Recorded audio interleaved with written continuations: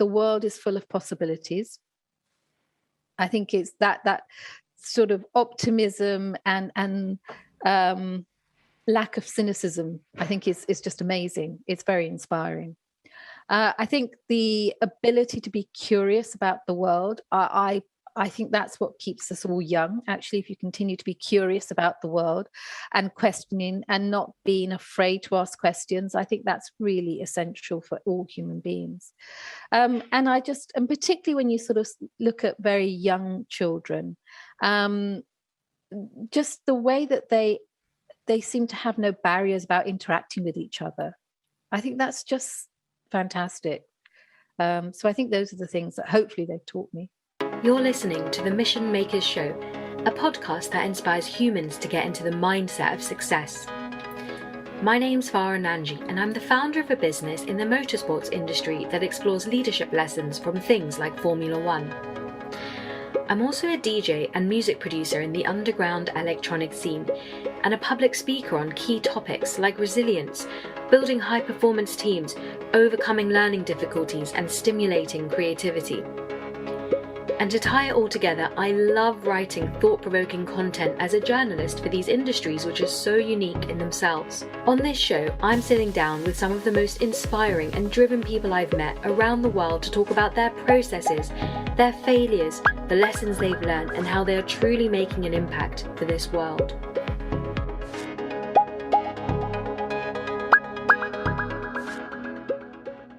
Today we have a very special episode lined up for you with two guests who are on a monumental mission to transform children's lives through the Montessori method.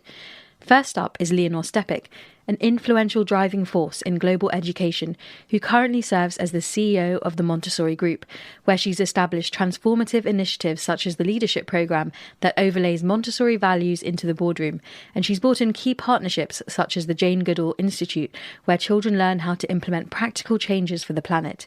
She's also a fellow council member with me on the Kindness Matters campaign for UNESCO, spearheaded by Tessie Anthony de Nassau.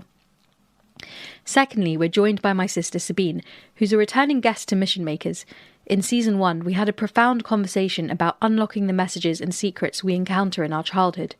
As the co-director of our family business in Montessori, Sabeen has dedicated her adult life to serving children, and so today we go deeper into how we can serve and protect the future generations.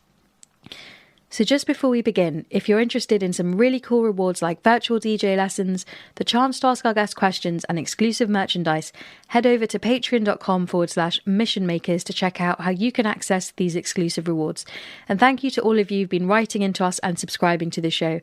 It really makes a difference, so don't forget to hit that subscribe button if you love the content we're making here at Mission Makers, and help us take the show to the next level this season. Leonor, welcome to Mission Makers. We're so delighted to have you on the show. How are you doing today? I'm well, and I'm really excited to hear what you're going to ask me in the next hour. Yes, absolutely. Well, we're also joined today by my sister, who is a Montessorian, and given Leonor's background in Montessori, I thought it'd be lovely to welcome Sabeen back on the show. Some of you may remember her from Season 1. She was our season finale. So yes, how are you doing today, Sabeen? I'm really good. Just came back from being with the children, so I'm all fresh now and excited to dive right into it. Fantastic. Great. So, Leonor, you've lived an extraordinary life. Starting at your roots, I'm aware your family came to the UK as refugees who'd been exiled from Spain because of a peaceful campaign against the then fascist political agenda. This is a problem that's still prevalent today. What has coming from a refugee sort of background taught you? I think it's taught me that I suppose I got to see the best and worst of people at a very early age.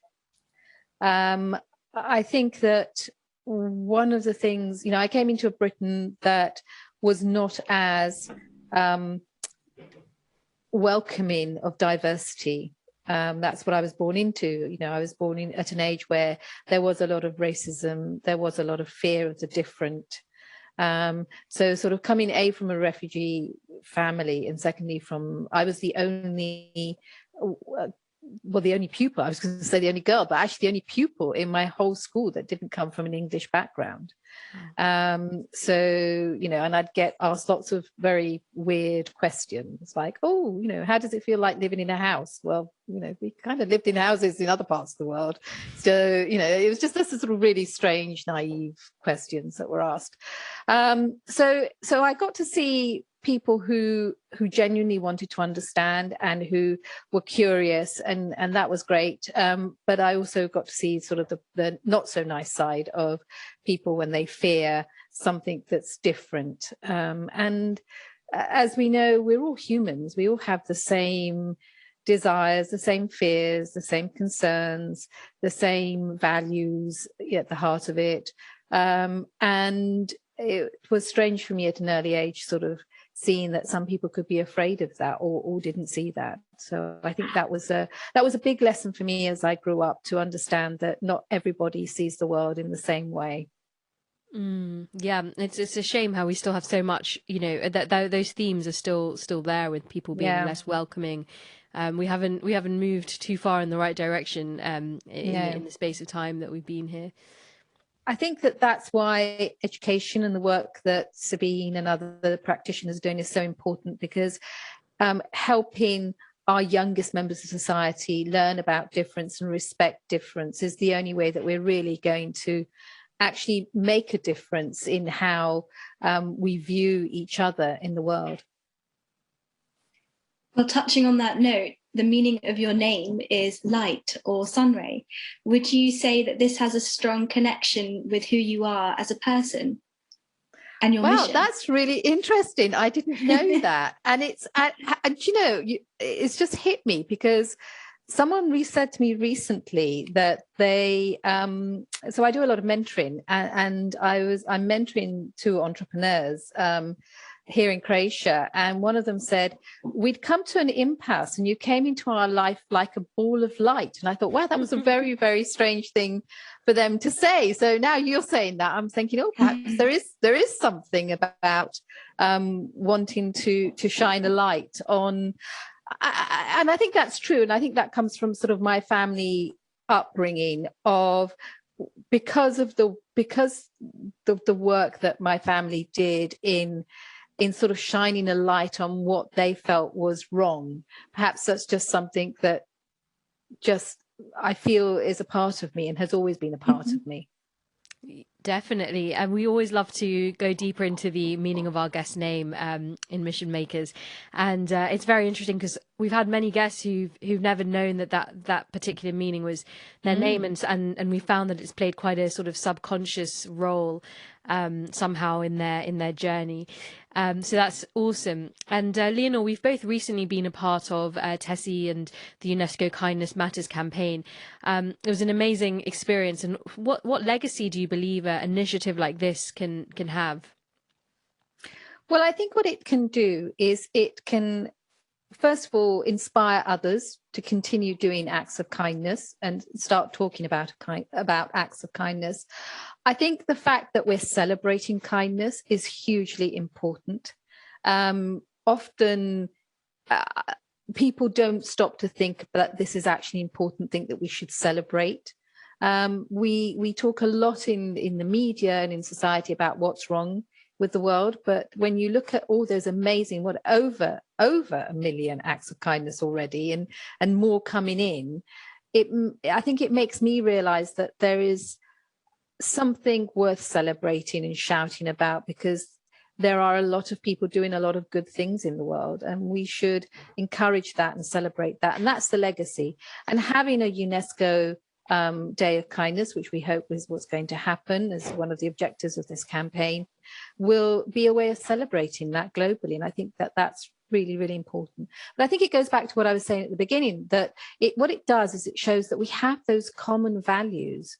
I mean, these acts of kindness are coming from all over the world. There isn't one particular nation that is kinder than another nation. It's coming from people from all over the world, different ages, different religions, different races. And that really is a common human value that we have, the ability to do something for someone else without waiting or asking for gratitude for doing that act of kindness. Absolutely, and that's what should be making the news, not the negativity that we sort of see on TV, and it sort of instills that sort of awareness, of as you say, that we all have these similar values and principles, and there isn't one nation kinder than the other or anything, but it's certainly something to celebrate and just be aware of on a daily sort of basis. So moving into Maria Montessori. Now, she, obviously founded the Montessori education in the early 1900s, and yet today, it's still widely used as a sort of method around the world. So it's incredible how pertinent and relevant her ideas are still to this day. It clearly, demonstrates that a good idea or a good framework can stand the test of time. So what led you to this path, Leonor, considering that you didn't come initially from that background of education? Well, I think because I am who I am because of education. I'm very, very clear about that. And I say that often. If I am the first woman in my family to have had a career, and that's because I had the opportunity to have good quality education. And interestingly enough, now that I look back, and now that I understand more about Montessori, I do think that my primary teacher, Miss Jacobs, who was a huge influence on me, was Montessori trained, because a lot of the things that I now recognize as Montessori were ways of working with us as children, and some of the activities and the way that she dealt with us feels very, very Montessorian. So I think that I probably was actually taught by a Montessorian without realizing, although it was in a state school, so it wasn't a Montessori school. I think that what's really in sort of for me has brought me to this is exactly that power of what the way that education can create change in a human being, in a child, but also in society. And that's what I'm really interested in. And that's really where Maria Montessori started. If you think about where she started, working with the most socially disadvantaged children, this was her way of changing the world. And she talks about children as sort of agents of change. And I think that's something that I've sort of instinctively felt because of because of the power of education and the change it made in me. So when it was actually quite interesting that when I was looking for another job, I actually had 2 job offers on the table, and one was Montessori and one was another one. And on paper, the other one was far better. It was more money. It was nearer to where I lived. It just had a lot more. And it was something I'd done before. And when they rang me up and said, look, we really want you for this job, I did what you're told never, ever to do, which is, you're always told, oh, you should say, oh, yes, let me think about it. And, put the phone down and then, think about it and call back. I just immediately said yes.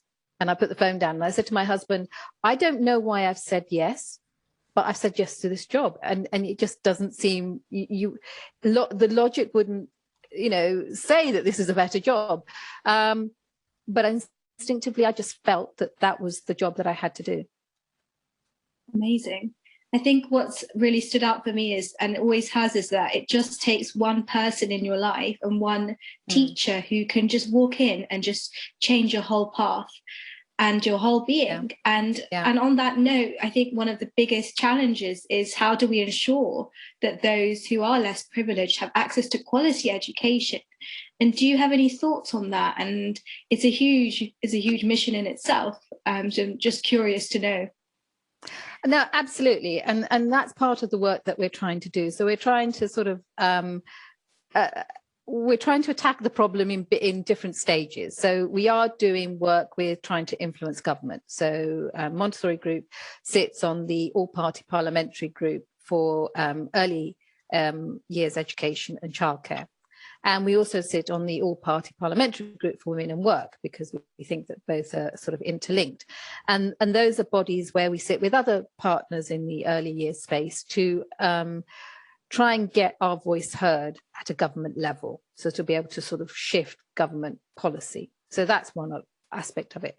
The other aspect of what we're trying to do is by funding research, we hope to be able to, because often you go and talk to governments, and I've spoken to ministers and I've spoken to MPs, and they say, oh yes, but where's the data? So being able to show good quality, rigorous data will hopefully sort of also shift that. So I think there's a sort of, on that big level, we're trying to do that. On a smaller level, what we're trying to do is support practitioners, because if we don't have good quality practitioners, you're not going to have good quality education. That kind of goes without saying. So how we support practitioners, how we support them to upskill, to do CPD, to train is really important. And we do that through our scholarships and also by trying to make training more accessible. So sort of through creation of host centres, rather than have people come and train with us now in London, we're setting up host centres in parts of the country where, you know, there are people who may not be able to afford to come and train, but could do so locally. So we've got one in Manchester, in actually an area that's got quite a lot of social deprivation. So it's about giving access, but also it creates a sort of an aspiration and inspiration within the community. If you've got some sort of a hub there where people can go and train and see that's our place where we can go. And also by sort of funding projects, social impact projects that we're doing. So, and that's across the world. So, for example, we've just recently finished and are going to restart the second phase of a project teaching street children in Pakistan, where there is no classroom. We're doing a project, and I'm going to go visit them tomorrow. We're doing a project here in Croatia, in an area that was devastated by an earthquake last year. And the idea being that if we can show that good quality education can be done in any environment, it will inspire others to think, actually, we could go ahead and do that as well. We you know, it's not ideal, obviously, but we shouldn't stop because there isn't the ability to have a beautiful classroom. I mean, that would be the ideal, but where there isn't, we shouldn't stop children having an opportunity to have access. And for us, it really is around the practitioner. You know, if you've got a really good practitioner, someone who really understands and has that commitment to quality and understands the approach and the philosophy, and how to work with the children and how to work with materials, then really, whether that's in a beautiful, you know, sort of building or in a container somewhere, you've got that sort of ability for children to be educated. Definitely. Yeah, amazing. Oh, sorry, Sabeen, go ahead. No, I was just going to say, I think for me, it's that you could have the most beautiful classroom, but if the person who runs it hasn't got that warmth and that way of being with the child, it's just not the same at all. So, as you said, it's much better that the person who's there that's the biggest asset that you can ever have. Yeah, definitely.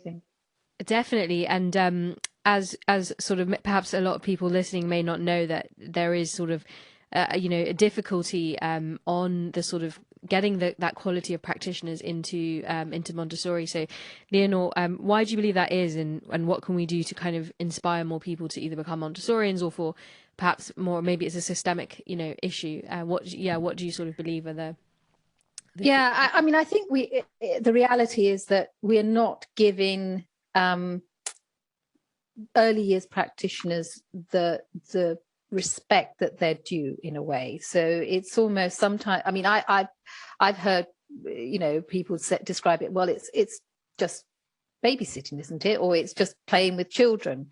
There isn't a sense of it being seen as education. And these amazingly dedicated practitioners that are working with very young children are educators. They have the most, in fact, given that the sort of 0 to 7 are the key ages for child development, they are actually the most important educators, alongside the family, but they are the sort of outside of the family, the most important educators. And yet government funding isn't there. There isn't a sort of that sense of, we've got to really, from a government level, we really need to invest in these people. We need to invest in their development. We need to give them a good living wage. We need to support the nursery sector. That just isn't there. And this isn't just us saying it. I think we hear it from people who work in nurseries and early year settings. We hear it from others in the sector. It's a big problem. And of course, if you can, and people have to live, people have to pay their bills, and if they can't afford to do a job, or can find that they're paid much more working at McDonald's or being a cleaner, then as much as they love working with children, it's going to be incredibly difficult to attract people. We're doing what we can in terms of making the training accessible, and that's part of this campaigning that we're doing with our kind of colleagues in the sector, with the all-party parliamentary groups, is around, we've got to invest in these people. These are really, really key people for the future of society, because as we've just said, how children are brought up will those experiences they have at that age will sort of set them on the path as to what they will be as adults. And so it's a really important part of society that we have to invest in, and yet there isn't that investment there. And that's the big problem that we've got that we're all sort of fighting really hard to get past. And a part of it is, again, we're talking about research. I can't tell you how many conversations I've had with ministers and people and policymakers where they say, oh yes, but where's the data? And you just think, well, okay, how much more data do you need? But there is a reticence. And I think that partly, I think there's been a little bit of reticence on the part of practitioners who are very humble and very modest at actually shouting about this. And I think we need to, so we're going to shout on their behalf. That's what we're doing. As you say, it's just alarming that when the brain is being formed 90% by 5, how can people neglect that or play, undervalue the importance of that foundation that gets set. Sabeen, you were about to say something, sorry. Yeah, I was just going to mirror exactly what you say. Like, from the ground running this, it's exactly what you said. There's just not the investment there that can be viable in the long run unless you really love what you do and you have that mission in your heart to sustain you through all the obstacles. I can very much empathize with those who aren't able to continue this in the long run, because it is such a challenge for the practitioners, for the organizations which are set up, invested into doing this work, but without the funding to make it viable, it is very, very difficult to sustain it. Yeah, I mean, I think, Sabeen, correct me if I'm wrong, but before the pandemic, I remember you told me that it was alarming the amount of nurseries that were being shut down. Was it 1 in 5 or something like that? 1 in 3. 1 in 3. One wow. in 3 are closing around the country. So it's a very big alarm bell that something needs to change. Definitely. So how has the pandemic changed your daily life in sort of running the Montessori organization? Has it evolved any of its processes or anything like that, Leonor? Yeah, we've completely shifted. So we've done remote working now. So we're working remotely. What we did start off with is it was very clear to us at the beginning in March 2020 that families felt overwhelmed. And so we kind of invested in our free Montessori network. It's a free online resource for anyone who's interested in Montessori. So they don't have to be Montessorians.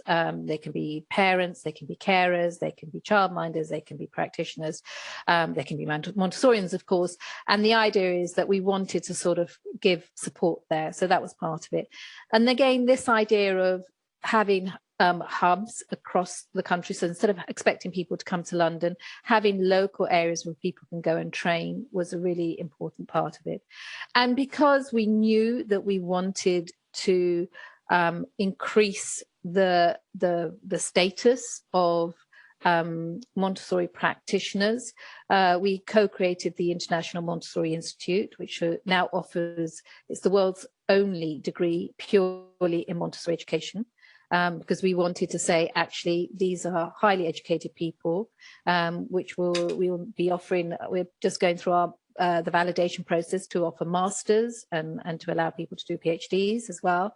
And also that was to kind of move away from that perception that it was sort of alternative. We say, yes, it's the alternative.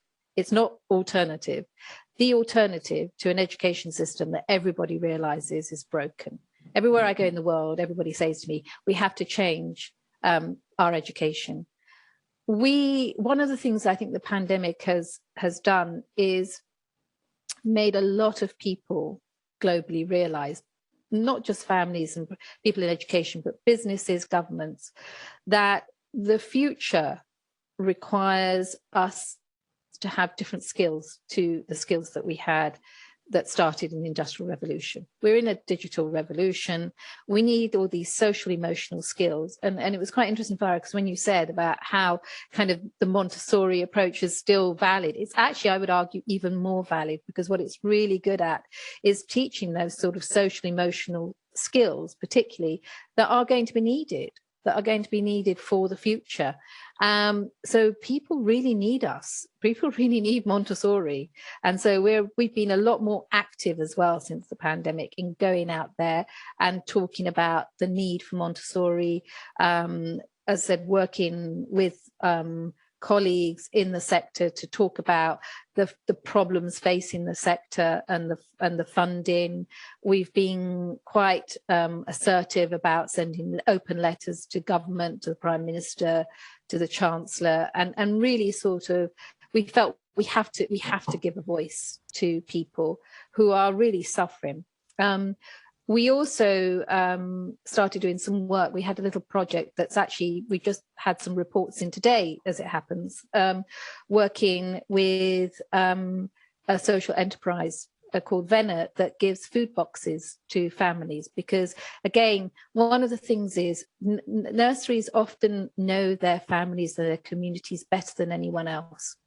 And we were getting feedback that there were families who were struggling financially because of the pandemic, and particularly in areas of social deprivation where people are living payslip to payslip, and they were not at the level where they were necessarily on the radar of social services or getting benefits because they were working parents, but they were struggling. So this, what Venna does, it provides plant-based nutritional food boxes for families that need that additional support. So it's one hot meal a day, plus breakfast, plus snacks, and it's all plant-based, and there's recipes, and there's access to an online forum and all sorts of things.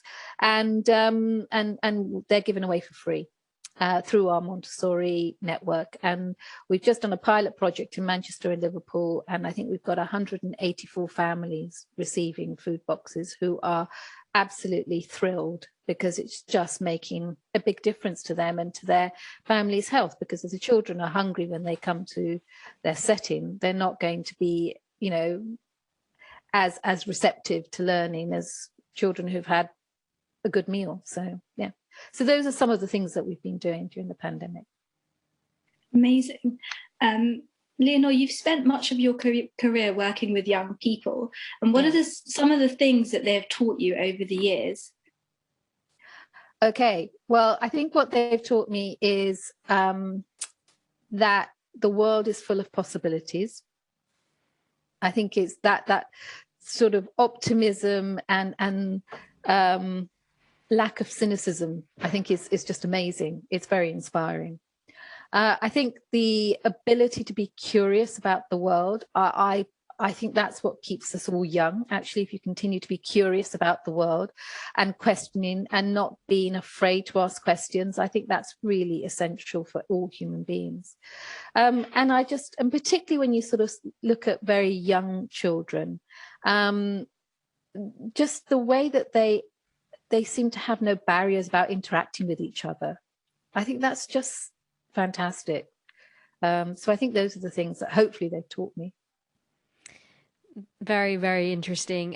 Leonor, something we discovered in our research for this interview, switching gears a little bit, was I discovered that you previously worked at Decca Records.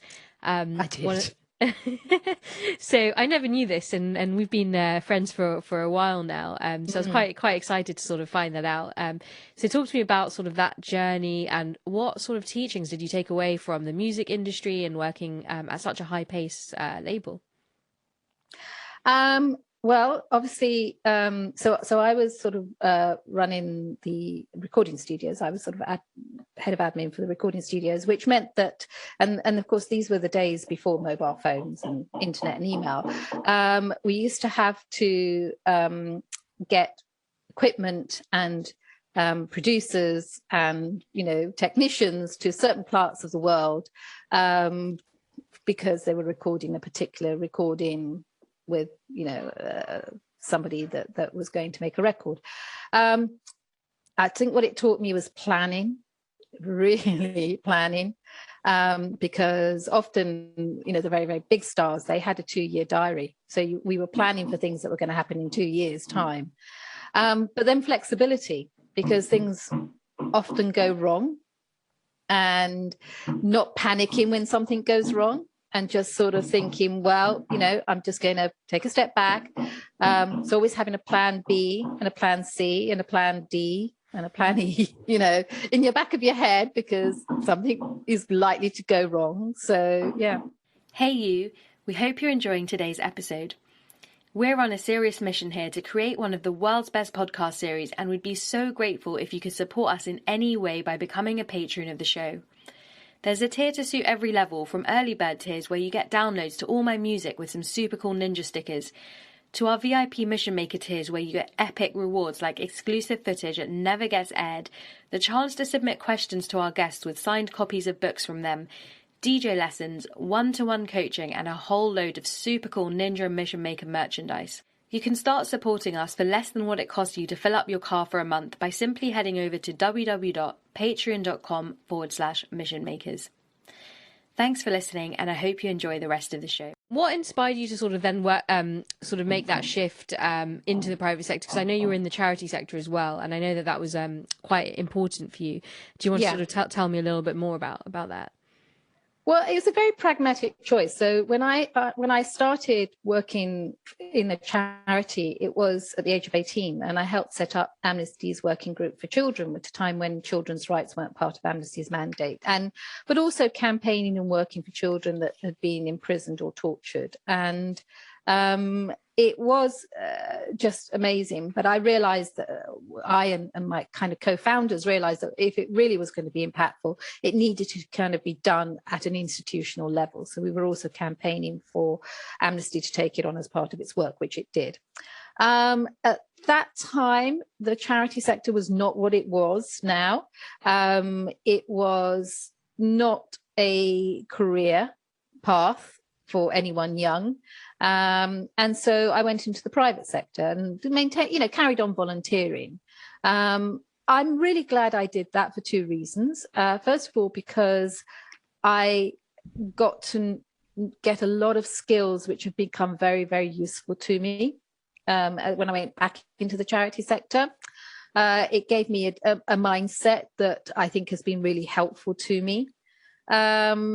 And I think the second thing was, and I think it's just a very frivolous thing to say, but I was very fortunate because when I was in my younger years, I had the money to actually do lots of fun things because, when you go into the charity sector, you don't earn that much money. I took a 75% pay cut.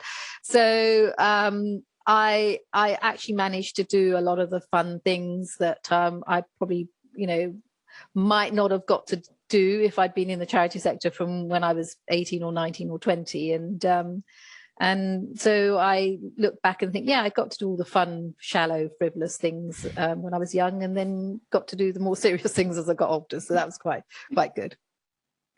Well, you definitely seem to be a massive change maker wherever you go and bring the light to every environment and every sector that you're working with.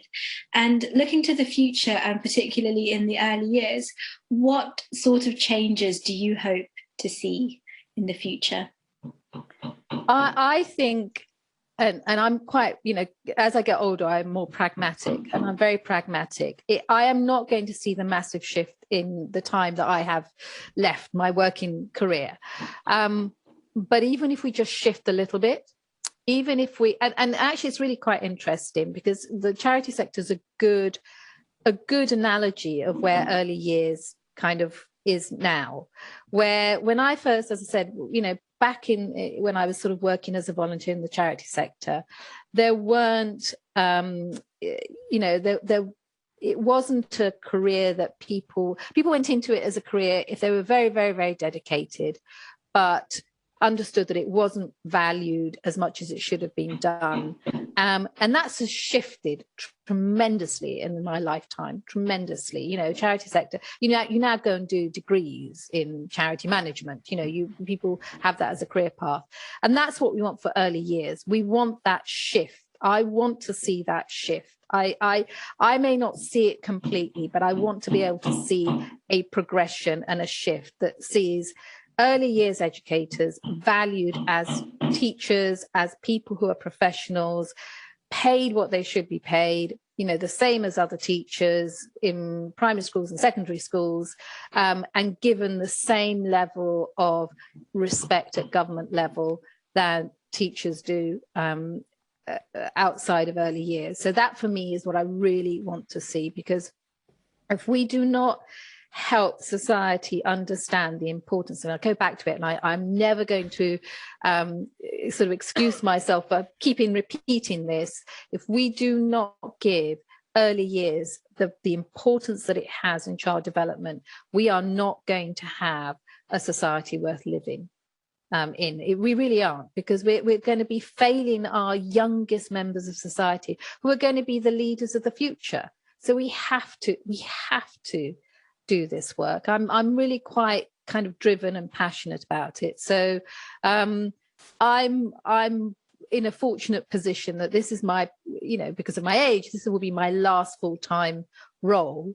So actually, I don't mind if I upset anyone by sort of pushing for this, because what's going to happen, and that's actually quite freeing for me. But it also means that I can be very, very assertive about what I want and calling for what I want, not for me, because I've achieved what I want in my life, but for those people who really, really deserve it, because the amount of hard work and commitment and dedication that goes into, Sabeen, as in being with children, working with children, is immense, and we need to value that. We need to sort of up the status.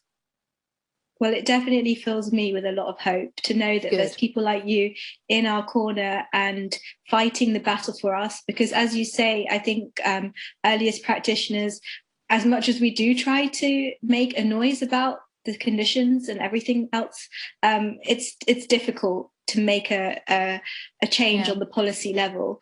So it really means the world to know that there are people like you who are so dedicated to make a noise.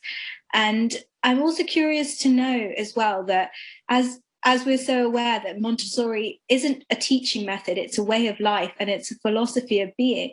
And how do you feel about the other age groups, and do you feel that there's a lot more work needed to be done to ensure that we can introduce these concepts and philosophies into the other age groups as well? Oh, yes, absolutely. And when we look at sort of schools around the world where you have Montessorians going up to the age of 18, so why not? Why not? Absolutely. And beyond, it is life. It is a life. It's an approach to life. It really is an approach to life. I mean, we're just about to launch in November a series of webinars around Montessorian leadership, because modern leadership is Montessorian. Exactly what Montessori, sort of said that educators and practitioners should do with young children is how you should, as an adult, as a leader, you should deal with your staff, sort of empowering people, wanting them to try and fulfill them, think of them as unique, all those sorts of, respect, all those sorts of things are values for life. Respect for the environment, we talk about climate change and the world needing to change. I mean, Maria Montessori was talking about it 100 years ago, so it's really important.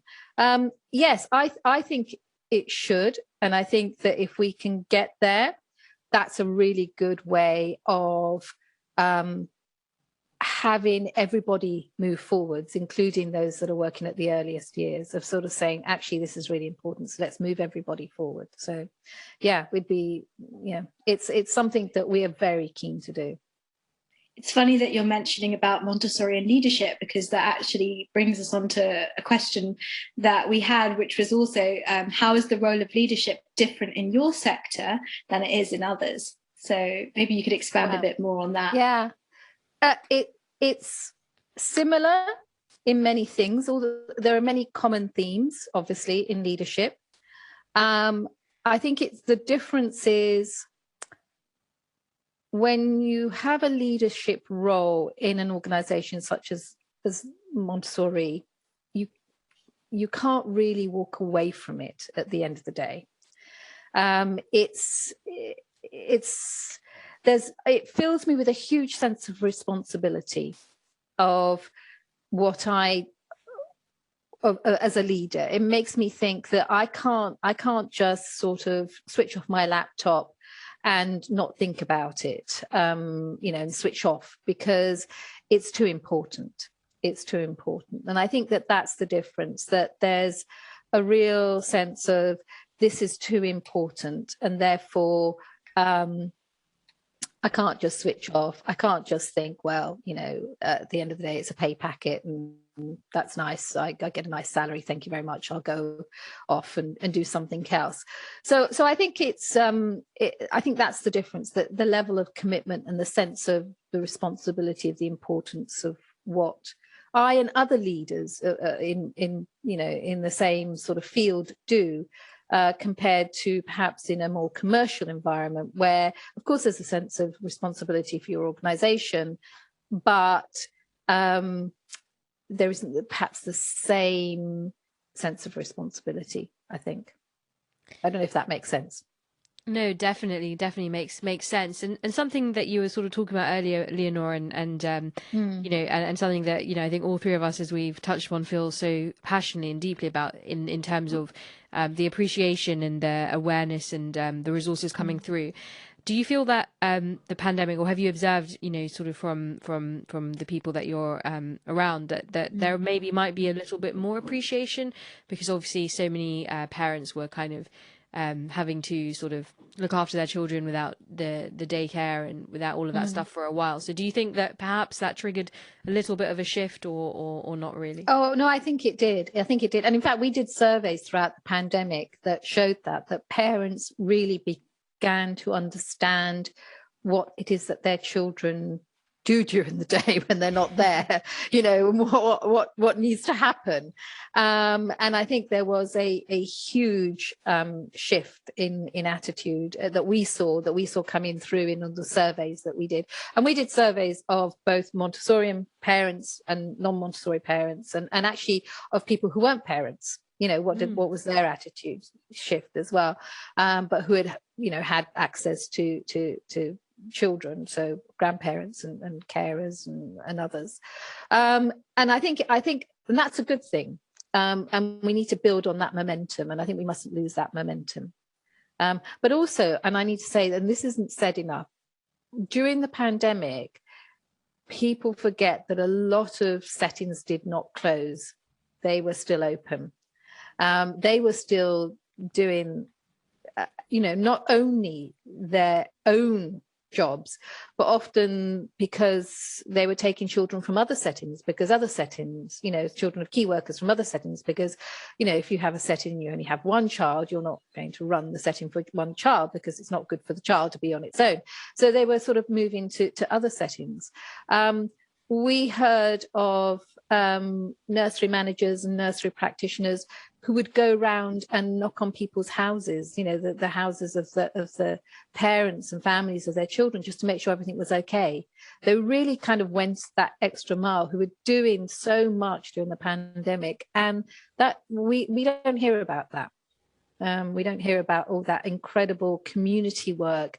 In my view, and you just talked about leadership, in my view, anyone who runs a nursery is a leader. They're a leader in their community. They may not realize it, but they are. And I think we saw some fantastic examples of that type of leadership during the pandemic. So how can we offer more support to get more women into leadership roles, Leonor, and executive roles? Well, one of the I'm glad you asked that. One of the things that we are actually doing as part of this degree course is actually a leadership module to give particularly those who do the degree that want to set up nurseries when they leave, to give them a good grounding in leadership and business, so to give them that support. I think that what we can do is offer more mentoring. That's important, and I would say that we have to shift what the definition of leadership is. And I think that that's another thing I'm very passionate about, and that I do when I'm not kind of being the CEO of Montessori. I do work with groups. I mean, we actually, as Montessori as well, we're doing work, for example, with Global Thinkers Forum, where we talk a lot about female leadership and what does female leadership mean, and trying to redefine what female leadership means and what leadership means. Because, as I said, I think that there's a perception that leaders are people who run businesses in suits, and that's not actually what leadership is necessarily. You can be a leader in your family, you can be a leader in your nursery, you can be a leader in your school. And recognizing and valuing that and talking about that as leadership is part of encouraging women, because I think a lot of women are put off by this idea of, well, I don't want to be like that doesn't look like me, or doesn't feel like me, when actually, or I have to be, hard and ruthless to be a leader. Well, okay, occasionally, but you don't have to be. And I think that understanding what leadership, and particularly the emotional intelligence of leadership, will hopefully encourage more women. And as well, the pandemic has helped a little bit, because, if you can work from home, that can be really helpful if you have a family or you have caring responsibilities that often do fall upon women. And this is, and again, this is why we joined the all-party parliamentary group on women and work, because we thought actually early years is predominantly a female led industry. The majority of employees are women in the sector. But secondly, most of the caring falls on women. So again, it is a female, led issue. So that's the other reason why we wanted to do this work. Fantastic. And so the last question we have actually about leadership is that your first CEO role was with the Galapagos Conservation Trust, sorry. Mm-hmm. And you've maintained CEO positions for more than 20 years, which is absolutely incredible. Yeah. So during those times and during these years, how's your sort of leadership style evolved? And what have you learned about being at the helms of leadership yourself? Wow. I would say that it has evolved in that I have been more confident about using my emotional intelligence. I think that I've evolved in being more confident about using my intuition, or trusting my intuition. I think that's the big thing. I remember early on in my kind of CEO career, one of my chairs who was male saying to me, oh yes, but if you're a leader, you need to do this, this and this and this. And I said to him, no, that works for you, that wouldn't work for me. And that was a big kind of light bulb moment for me, to understand that I didn't want to be a leader like that, because it would not have felt authentic to me. And so I think that's what I've learned, to have that confidence to say, actually, no, that may be working for you. It may be the way you do things, and that's fine, but it doesn't work for me. I need to be authentic. And for me, I'm unapologetic about being collaborative and collegiate in my leadership. I'm very confident that I know I'm the leader. I don't need to go around telling everybody I'm the leader. And it was quite funny. My husband said the other day, I said something and I was talking about someone, and I was talking about my colleague, and he said, jokingly, he said, yes, but you're their boss. I said, yes, I know, but they're still my colleague. And that's how I view people, as colleagues rather than employees or staff. Although obviously, I'm the person that's accountable, so I will take accountability for anything that happens. So yeah, I think that's the big shift. Fantastic. Well, authenticity, accountability, intuition, all extremely, and collaboration, of course, extremely important things, especially as we move into more of an automated world and such a chaotic world as well. So we're going to move into our audience Q&A. We've had 2 questions come in that we would like to ask you. So the first one is from Cameron in London, and he asks, what do you believe are the biggest challenges for the future generations coming into this world? I think the biggest challenges, and in a way I'm glad I'm the age I am, is that we are moving very, very quickly into an age of transition. And transition can be good, but can also be chaotic. And nobody has any real idea of what that's going to look like. And as often happens when you go through huge radical change, bad things happen as well as good things happen. And I think that having that emotional resilience for people to be able to see this through is going to be a big, big challenge. A big challenge. How do you nurture emotional resilience in the early years? Well, I think Montessori is really good at that, and I'm sure Sabeen can answer that much better than I can. And I think, but it is, I think, a lot about kind of building that self-esteem, that confidence, that ability to be independent and do things independently. I think that's the things that Montessori is really brilliant at, kind of building that emotional resilience through that. Definitely, and I think also not sheltering them from challenge, because adversity, as we know, it's part of life, and we need to ensure that children have challenges, whether it's physically, academically. It's important that they are in an environment which is safe and warm that can challenge them. Okay, Nina from Paris asks, what do you think Maria Montessori would think about the use and access of technology that children have today? We are actually doing a project at the moment with an organisation, with a collaborator, to actually look at how we can teach children in a Montessori way to use technology safely.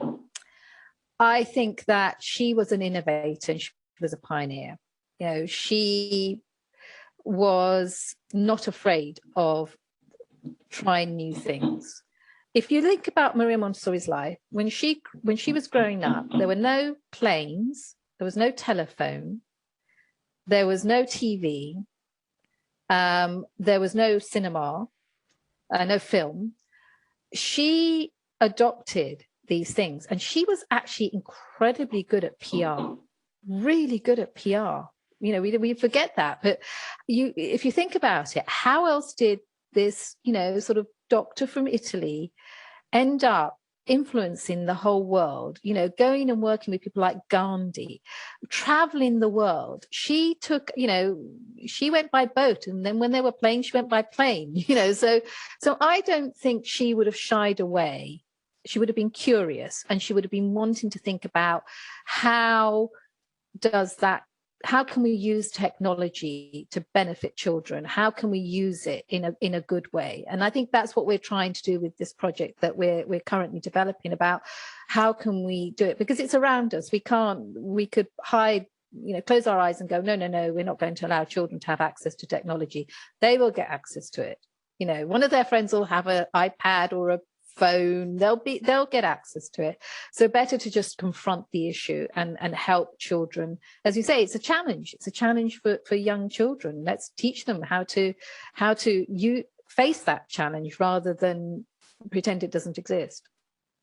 Definitely agree. We can't ignore that it's here. And as you say, the access or the exposure, is something that we cannot shelter, children from. And it's about being mindful and creating the right sort of, as you say, safe environment for that to exist in a harmonious way. So we've got our last section here. It's a quick round section. We've got 5 questions for you, not more than 60 seconds on each. So the first question is, what's a morning routine staple for you? Walking my dogs in the garden. Nice. what are you most curious about right now? What the world's going to look like in the next 10 years. Aren't we all, hey? Leonor, who's your most listened to artist this year so far? It's a very old one. It's actually Ella Fitzgerald. Oh, nice. Very nice. Sabeen? What element do you gravitate to the most? Oh, I would say fire. Very nice. And Leonor, the last question that we always love to ask all of our guests who come on Mission Makers is, what are you most grateful for this month? I'm grateful for the ability to finally start interacting with people. Definitely. It was a beautiful note to end on. Leonor, thank you so much for your time. We've learned a lot from you, and you're an incredibly inspiring woman, and I cannot wait to see the sort of legacy and what you develop with Montessori as you have been doing. It's been a beautiful shift to see what you've done with this role. So all the best. You. Thank you very much. Thank you for having me on. Thank you. If you want to grab a copy of today's show notes, then head over to missionmakers.com/Leonor Stjepic, where you'll also find notes from all of our previous episodes. We've got some amazing guests left for the rest of the season, so be sure to share the show with your friends and subscribe to us on Apple, Spotify, YouTube, and wherever else you listen to your podcasts. You can reach out to me at Mission Makers or at dj.n1nja on Instagram. And if you're interested in supporting the show and getting some really cool rewards like virtual DJ lessons and exclusive merchandise, then don't forget to visit patreon.com/Mission Makers. Thank you for listening. Until next time, keep it laser focused.